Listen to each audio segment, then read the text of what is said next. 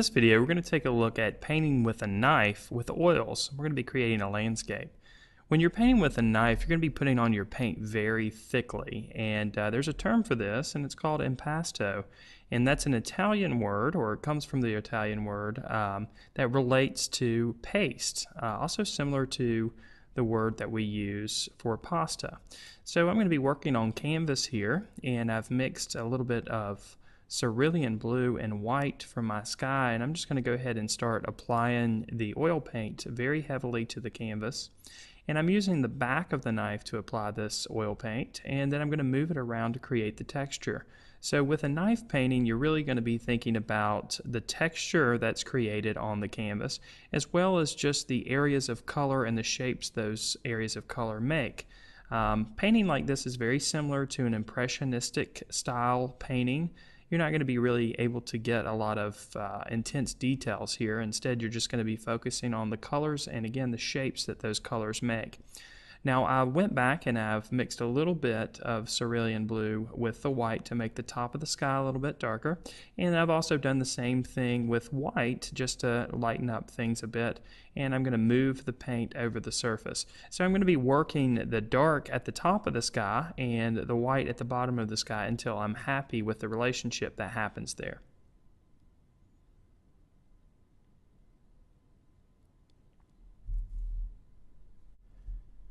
Whenever you're painting a blue sky here, you might notice that it looks a little bit more realistic if you have the darker blues towards the top of the picture plane and the lighter blues towards the horizon. That's what I'm doing here. I'm going to be working that cerulean blue in at the top of the picture plane and then making the values closer to the bottom, closer to the horizon line, a little bit lighter, and work that back and forth. Alright, the next thing I'm going to do is mix up a color for some of the mountains that exist in the image a little bit further away. I'm going to use a little bit of sap green, again some cerulean blue and white. And then I'm just going to start defining that horizon line with the edge of the knife here. I'm not going to go too far up into the sky, but I am going to go far enough up so that we see a nice contrast between the sky and where the ground begins. And I'll just go ahead and work that color all the way across. If you want to create a big area of color, it's a good idea to mix a lot of the paint at one time so you don't have to go back and forth and try to match those colors. Alright, now I'm going to start working towards the middle ground, and this area is a little bit closer to the viewer, so the color is a little bit stronger and it's a little bit warmer. Again, we're going to use some sap green and yellow to make this color. And then I'm just going to start to begin to create some textures there. Since it's a little closer to our viewer, we might be able to see some different areas of texture. There's also a variety of different values of green that happen here in the middle ground. So I'm going to have some areas that are a little bit lighter by mixing white and yellows. And I'm going to have some areas that are a little bit darker by mixing in some blues and some darker greens with that sap green. Now you can experiment with the knife and you can pull it off the canvas and kind of create different textures there. You can lift it up and create kind of the illusion of some plant life that might be growing there off in the distance. And I'm just going to progress my way down the canvas here. In this case, I'm creating a nice base tone for the middle of our middle ground here. And I'm using cerulean blue, a little bit of sap green, and some white. And I'm going to let those colors kind of overlap each other, and if there's some areas where the color streaks a little bit, that just kind of adds to my texture and will enhance the overall painting. Now if you're a detail-oriented person, you're going to have to kind of let go of the details a bit here. And again, just focus on the colors and the values and the shapes that those colors make when you're painting with a knife. Here I'm going to put a little bit of a pathway that cuts right down the middle of my composition. And I'm just going to mix up a little bit of yellow ochre and some burnt umber with a lot of white here to start creating that shape that happens in the middle.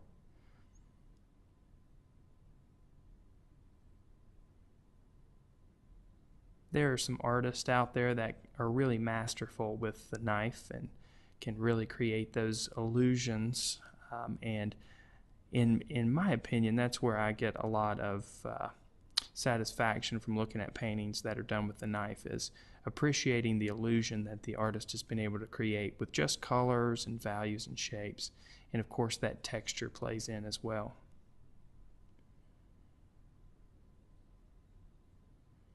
I just continue to work a variety of greens and different yellows and blues that I see off in the distance here.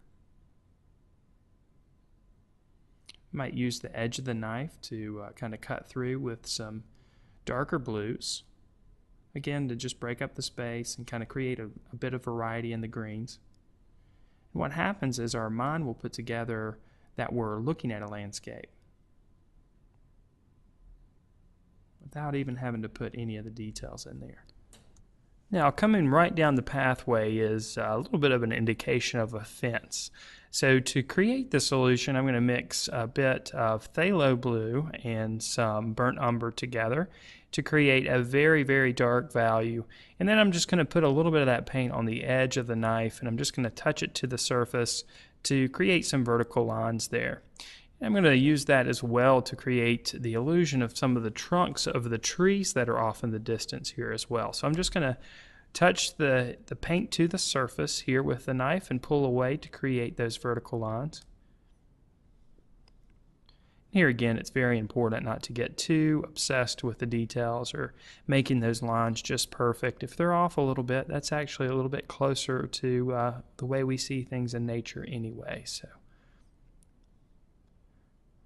once I've got some indication of the trunks of the trees on the surface, I'm going to go ahead and create the illusion of the leaves on the trees. And off in the distance, these bunches of leaves on the trees are going to look like collections of green. So I've got my green mixed here, my sap green mixed with a little bit of yellow.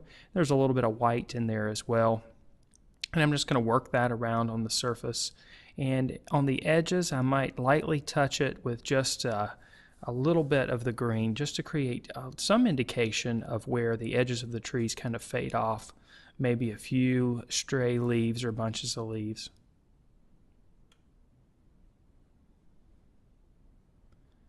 You're also going to want to create a variety of different greens here as well. Trees aren't just one green, they have a variety of different values and temperatures as well.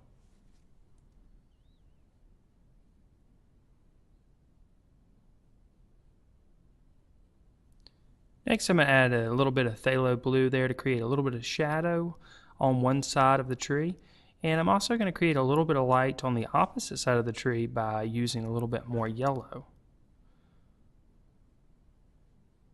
Might also add a little bit of an indication of a tree off in the distance as well.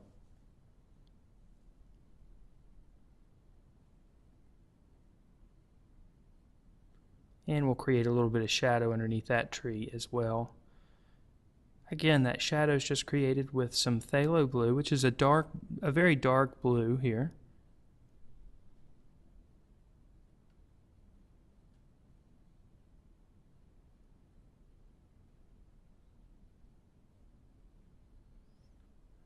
All right, now there's a bit of the tree that we can see here in the foreground. We're not going to see the trunk of this tree, but a part of the tree is going to creep in on the left side of the picture plane. So I'm just going to define the shape of the tree like I did the others, using the back of the knife, and then again using some of that phthalo blue to create some shadow.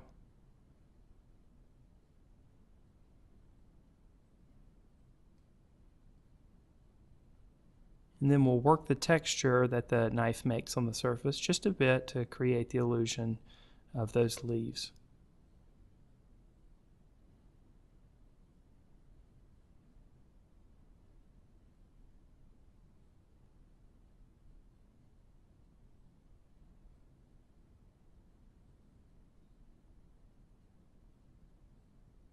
We might work a little bit of an indication of maybe a bush off in the distance close to the edge of the road as well. And then we've got some trees that are in the middle ground. They're a little bit closer than the trees we had originally done.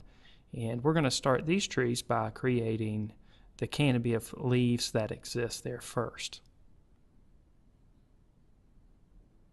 Again, we're just mixing some sap green here with yellow and a little bit of phthalo blue to create that color.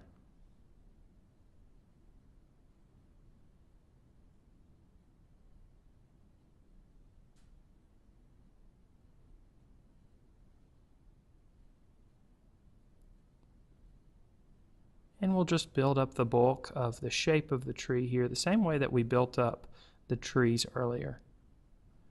There may be a little bit more blue space here just to show some breaks in the tree.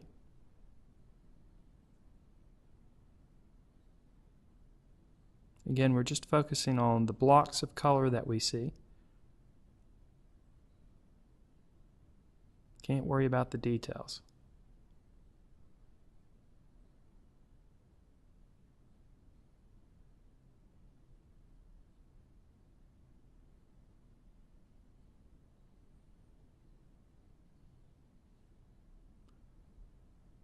Alright, once we've got the canopy of the tree defined, we're going to work backwards now and define the trunk of the tree here, again with some burnt umber mixed with phthalo blue to create that very dark value. And if you want that dark value to be a little bit warmer, of course you'd add a little bit more brown to it. And if you want it to be cooler, of course a little bit more phthalo blue there.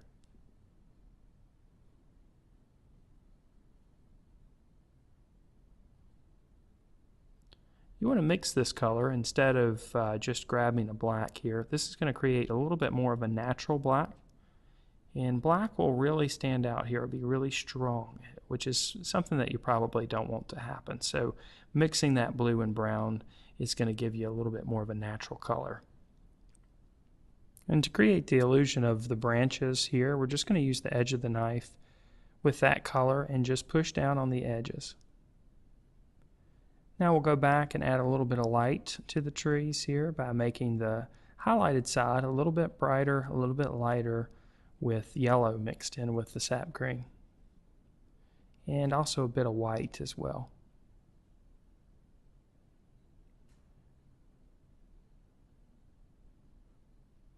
You want to think about the direction that you pull the knife over the surface, because that's going to affect the texture, of course, but it's also going to kind of create the illusion of the leaves as well.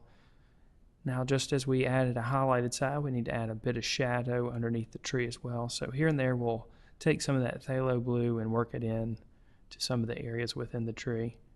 And while we've got that phthalo blue mixed up, we'll add a little bit of a cast shadow underneath the tree, and then we'll work that cast shadow around in the picture plane. Maybe a bit below some of the trees off in the distance, a bit underneath the tree that is creeping in the inside portion of our picture plane, and a little bit of cast shadow underneath the poles for the fence as well. We can also break up the space by just making a few areas a little bit darker in the foreground.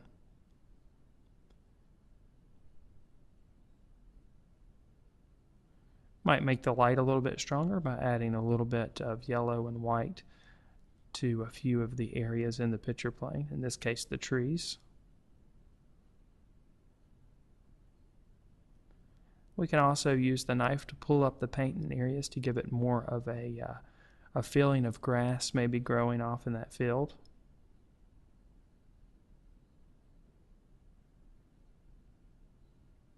And we want to make sure that our green is interesting everywhere, so just creating a good variety of greens is a good idea. We can also push the light a little bit further by making the shadows a little bit intense in areas, and put a few finishing touches in areas, work the texture a bit to finish up our painting.